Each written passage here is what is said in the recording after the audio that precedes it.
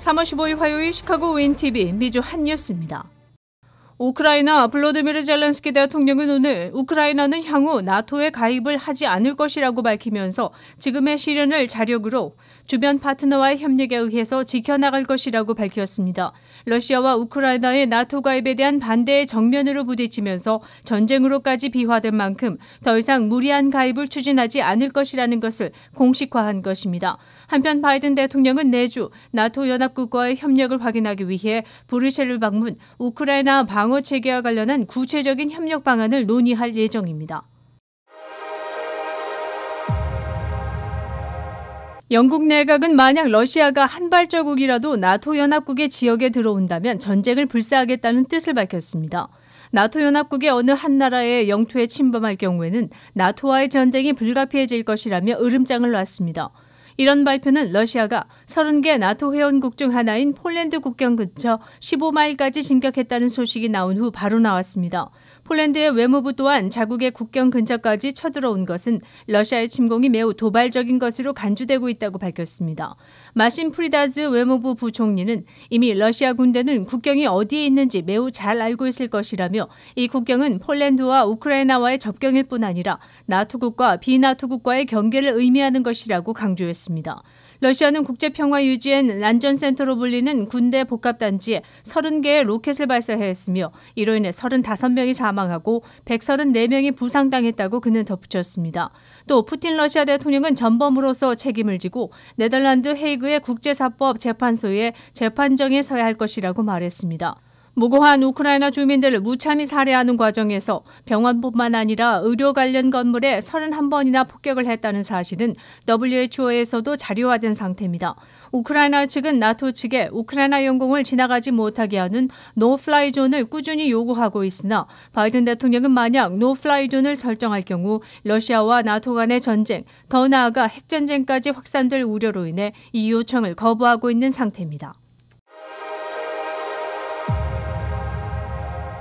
당국의 발표에 따르면 미국의 17개 주에서 조류 독감이 발견됐습니다. 지난주에는 미국 농무부 USDA의 동식물 검사 서비스국 APHIS가 캔사스와 일리노이주의 거주 구역에서 조류 독감이 발견됐다고 알렸습니다.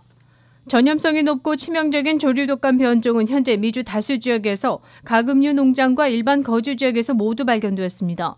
기관은 APHIS가 감염에 대응하기 위해 캔사스와 일리노이주의 동물보건당국과 긴밀히 협력하고 있다고 덧붙였습니다. 농무부는 주 관리들이 영향을 받은 건물들을 격리했으며 질병의 확산을 방지하고 식품 보급 체계에 흘러들지 않기 위해 조류들을 폐사시킬 것이라고 알렸습니다. 현재 뉴욕, 커네티컷, 아이오와 인디애나, 메인, 미시건, 켄터키를 포함한 미국 주의 거의 4분의 1의 지역에서 조류 독감이 검출되었지만 질병통제예방센터 CDC는 조류 독감은 인간의 공중보건에는 위협이 되지 않는다고 주장했습니다. CDC는 2002년 이후 미국에서 사람에게 전염된 케이스는 단 4건이라고 알렸지만 조류 독감 감염은 사망률이 높은 심각한 호흡기 질환을 유발한다고 알렸습니다. 한편 사람 간의 전염률이 매우 낮다고 알려져 대규모 발병 가능성은 낮은 것으로 알려졌습니다. 미 상원은 15일 서머타임 즉 일광절약 시간제로 봄에 1시간을 앞으로 당기는 것을 가을에 해제시키지 않고 앞으로 영구히 적용시키자는 법안을 만장일치로 통과시켰습니다. 이 법은 일명 선샤인 프로텍션 법안으로 불려집니다. 마르크 루비오 상원 의원에 의해 발의되고 16명의 공동 지원을 받아 진행됐습니다. 일리노이주는 동절기를 제외한 서머타임을 적용하고 있으나 지난 4년 동안 18개 주가 연중 일광절약 시간제를 지원하는 법안이나 결의안을 통과시켰습니다. 작년 10월 실시된 여론조사에 따르면 대부분의 미국인은 일광절약 시간을 표준 시간으로 전환하는 것을 피하고 싶어하는 것으로 나타났습니다.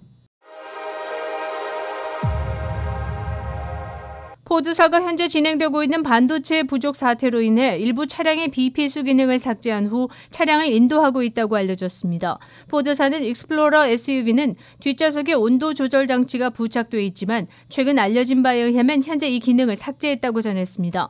포드 측은 이 기능의 가격만큼 인하해서 판매하고 있으며 사후 반도체 부족 사태가 완화되면 딜러가 무료로 이 기능을 추가할 수 있다고 설명했습니다. 이외에도 또 다른 브랜드에서는 공회전 시 엔진 정지 기능, 열선 시트 및 차량 운행 시 필수적이지 않은 기능들을 제거한 채 판매하고 있다고 전해졌습니다. 포드 측은 1년 안에 필요한 반도체를 수급해 딜러에 제공할 수 있다고 밝혔습니다. 애플은 아이폰 사용자가 안면 마스크를 착용한 상태에서 기기의 잠금을 해제할 수 있도록 하는 소프트웨어 업데이트를 14일 출시했습니다. 설명에서 애플은 사용자가 마스크를 착용한 상태에서도 페이스 아이디를 사용해 아이폰의 잠금을 해제할 수 있는 기능을 아이폰 12 이후에 기종에서 사용할 수 있다고 밝혔습니다. 이 기능을 사용하기 위해서는 새로운 프로그램을 설치할 필요 없이 정기적인 업데이트로 이 기능을 사용할 수 있는 것으로 알려졌습니다. 러시아가 우크라이나를 침공한 지 3주차에 접어들면서 우크라이나 주민 300만여 명이 피난길에 오른 것으로 나타났습니다. 이 중 30만 명은 서부 유럽으로 향한 것으로 밝혀졌다고 유엔 피난민 기구 측은 발표했습니다. 유엔은 피난민이 400만 명에 달할 것으로 당초 예측함에 따라 이 숫자는 조만간 더 늘어날 것으로 보입니다. 러시아가 지난 주말 군사기지 르브리에 대한 폭격을 감행함에 따라 우크라이나 서부 지역의 주민들도 국경을 넘어 피난길에 오르고 있는 것으로 나타났습니다. 최근까지 우크라이나 서부는 비교적 안전한 곳이라는 인식이 퍼져 있었으나 더 이상 안전지대가 아니라는 분석이 나옵니다. 우크라이나에서 폴란드 국경으로 넘어가는 길목의 열차역은 가장 바쁜 번잡한 곳으로 변해버렸습니다. 대부분의 피난민들은 폴란드 외에도 슬로바키아, 헝가리, 루마니아, 몰도바를 선택하고 있습니다. 폴란드에는 180만 명의 피난민이 있는 것으로 파악됐습니다. 이 중 30만 명에 이르는 숫자는 유럽의 서부 지역을 택해 피난길에 오르고 있습니다. 브레셀을 소지한 EU의 한 이민 관련 단체 관계자는 우리는 이번 도전을 잘 헤쳐나갈 것으로 본다고 밝혔습니다. 유럽으로의 대거 이주 현상은 2015년, 2016년도에 시리아에서 유럽으로의 이동이었습니다. 우크라이나에서 루마니아로 피난 가는 사람들은 화씨 영하 28도의 추위를 무릅쓰고 피난 행렬에 동참하고 있는 가운데 루마니아의 소방관과 자원봉사자들이 교통편을 제공하는 등 그들을 돕고 있습니다. 대부분의 피난민들은 우크라이나를 사랑하며 떠나고 싶지 않지만 그렇게 할 수 없는 처지에 눈물을 흘리며 발길을 옮기고 있다고 피난 광경을 지켜보는 관계자들은 전했습니다. 3월 15일 화요일 코로나19 현황입니다.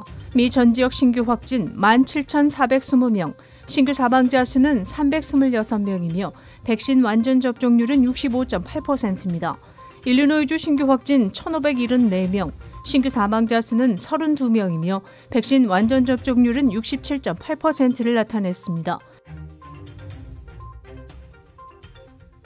다음은 어제 기준 각 주의 신규 확진자와 신규 사망자 수입니다.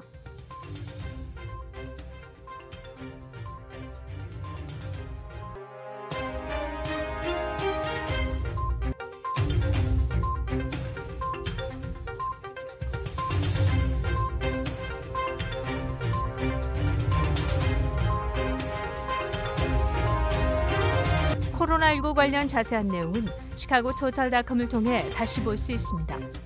윈TV 채널 24.5와 MCTV 채널 24.6 방송은 안테나를 이용한 공중파 방송을 통해 시청할 수 있습니다. 코로나19 비상시국 뉴스24에서는 여러분의 제보를 기다립니다. 제보 전화 847-290-8282번입니다.